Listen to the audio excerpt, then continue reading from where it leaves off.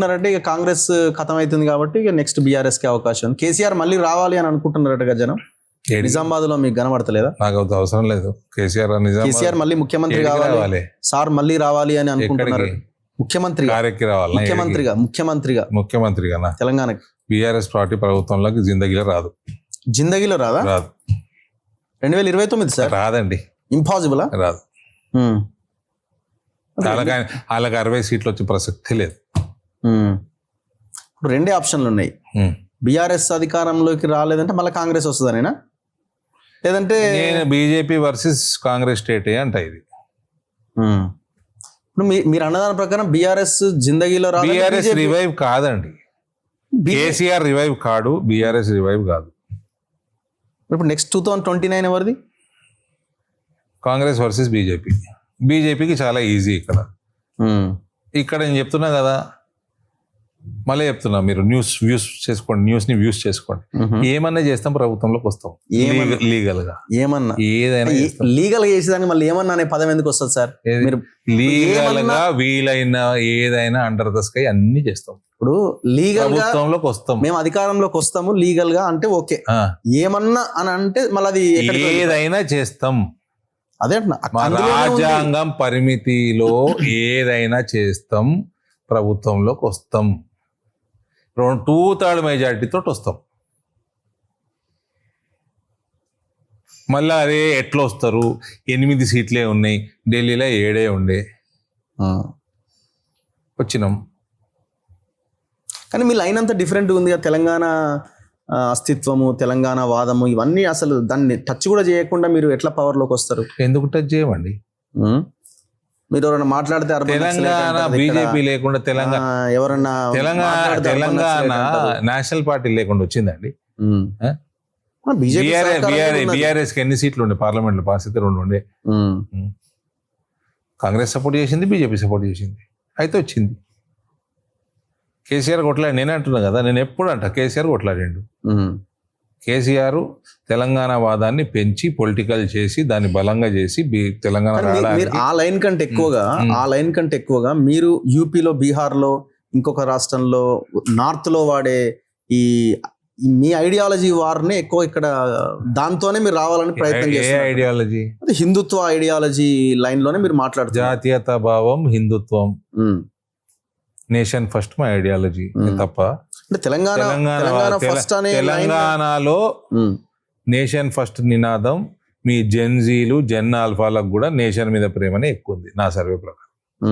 దాన్ని ఓటుగా మలిచే ప్రక్రియ బీజేపీ చేసుకోవాలి, అంతే, ఇంకేం లేదు. తెలంగాణ ఫస్ట్, నేషనలిజం, హిందూయిజం, ఈ ఐడియాలజీ అన్ని జనరేషన్లకు ఉంది. దాన్ని ఓటుగా మలుచుకోవాలి. అడ్మినిస్ట్రేషన్, మాకంటే మంచి అడ్మినిస్ట్రేషన్ ఎవరు అందిస్తున్నారండి?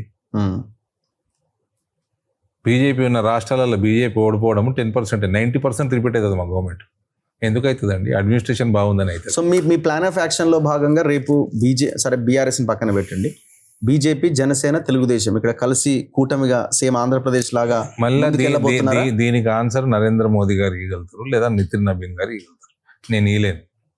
కానీ ఇక్కడ ప్రభుత్వం ఏర్పాటు చేస్తాం. ఇక్కడ పవన్ కళ్యాణ్ ఒక ఇష్యూ నడుస్తుంది, ఎవరి జాగీర్ ఇది, మేము వస్తాం 100% ఇక్కడ కొట్లాడతాం అని మాట్లాడుతున్నారు. ఎవరు ఏదైనా కొట్లాడుకోవచ్చు, ఏముందండి?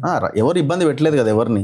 కానీ ఎందుకు ఈ మధ్య కాలంలో ఈ గొడవ స్టార్ట్ అయింది? పవన్ కళ్యాణ్ గారు చెప్పాలి, నేను ఎట్లా చెప్తా? మీరు అభిమాని Pawan Kalyan as an actor పెద్ద అభిమాని. ఓకే, యాజ్ అ పొలిటీషియన్ కాకపోవచ్చు, యాజ్ అన్ యాక్టర్ పెద్ద అభిమాని.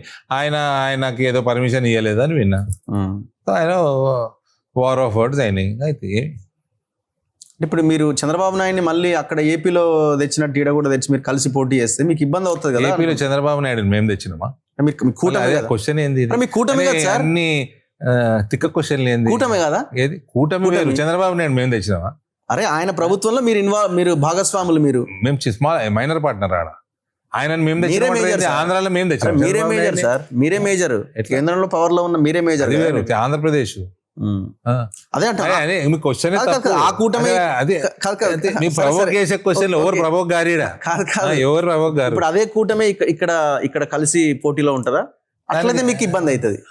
మళ్ళీ అట్లయితే ఇబ్బంది అవుతుంది. క్వశ్చన్ అండ్ ఆన్సర్స్ పై రఘు, మరి నేను ఎందుకు ఇంటర్వ్యూ లేడా? మీరు చెప్పండి మరి, క్వశ్చన్ మీదే ఆన్సర్ మీదే. కూటమితో మీరు అధికారంలోకి రాగలుగుతారా? కూటమి అవుతుందా, అలయన్స్ అవుతుందా కాదా?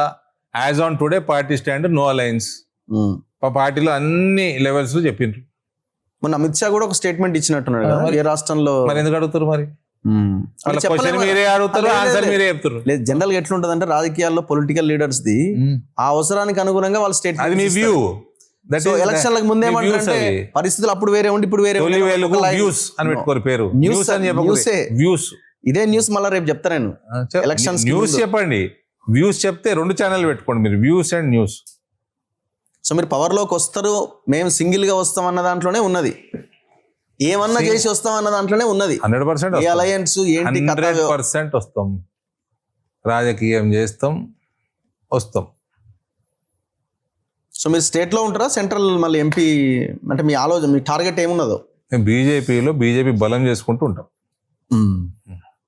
అరే మిగతా వాళ్ళంతా నేను ముఖ్యమంత్రి కావాలి, సో నాకు అధ్యక్ష పదవి కావాలని కొట్లాడుతున్నా, మీరేందండి నేను ఫస్ట్ పార్టీని డెవలప్ చేసుకుంటానంటారు. మీకు కూడా లైన్ ఉండాలి కదా. ఇదే లైన్. మరి వాళ్ళ లైన్ లో వాళ్ళు కూడా ఈ లైన్ లోకి వస్తే బెస్ట్. వాళ్ళు ఆ లైన్లో ఎందుకున్నారు మరి? ఏ లైన్ లా? అదే ఆ కొట్లాట లైన్ ఎందుకున్నారు నాకు తెలియదు. ఈ లైన్ లకే రావాలి వాళ్ళు కూడా, అందరు ఈ లైన్ లకే రావాలి.